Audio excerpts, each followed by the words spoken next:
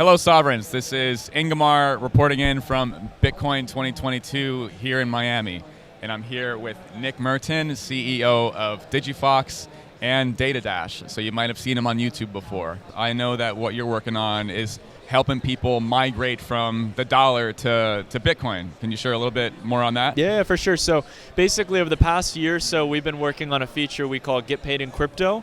It's basically allowing anyone in the United States to receive a portion or all their salary in the form of cryptos like Bitcoin. It allows people to have an immediate hedge on inflation. And I think that's so cool and impactful because you don't have to wait on your employer to offer this opportunity to realize that inflation is a problem in the economy. We can't wait around. You know, inflation rates are at their highest level since the 70s, 50 years. So very excited to see where this is going to go in the coming years. And I think that it's going to play a huge role in helping to protect the lower middle class in the economy. So basically, migrating from the dollar to Bitcoin, what we're working on at Sovryn is a way for Bitcoin holders to not have to part ways with it if they need access to dollars. I love it, man. It hits close to home. I've been following Sovryn for a while. The reason I really like it is I was originally kind of and I know this might be a bad rep for me, but I was a big Ethereum DeFi head. I love Ethereum in the sense of the DeFi community and the applications. And I've been begging to see some applications built on RSK and in the Bitcoin environment.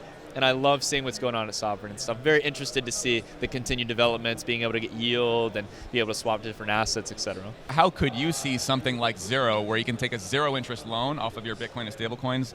How do you think that could incorporate into Digifox one day? It makes Bitcoin and other crypto assets basically the golden collateral to be able to go out there and borrow the kind of credit you need for not just going out there and buying more crypto or taking short-term loans, but really to finance mortgages, for other various financial activities. And so I think as the market develops, and I think we're a little bit of a ways from there yet, but in the coming years, I think it's going to become more and more clear that that's going to be the key collateral in this case that financial institutions and everyday people opt in to use. It's one of the most liquid, and also, again, as the market cap grows, this is just going to be a more and more fast-growing, dependent upon asset in the market. What would you say about startups in Web3 that are beginning to accumulate Bitcoin in their treasury, even if they're not building on Bitcoin?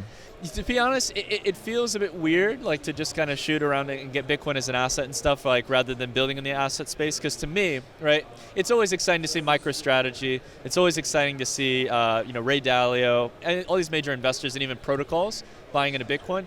But what I do really like seeing in the case of Sovryn is just like with Ethereum, using ETH and other assets as the actual asset to engage in various DeFi activities.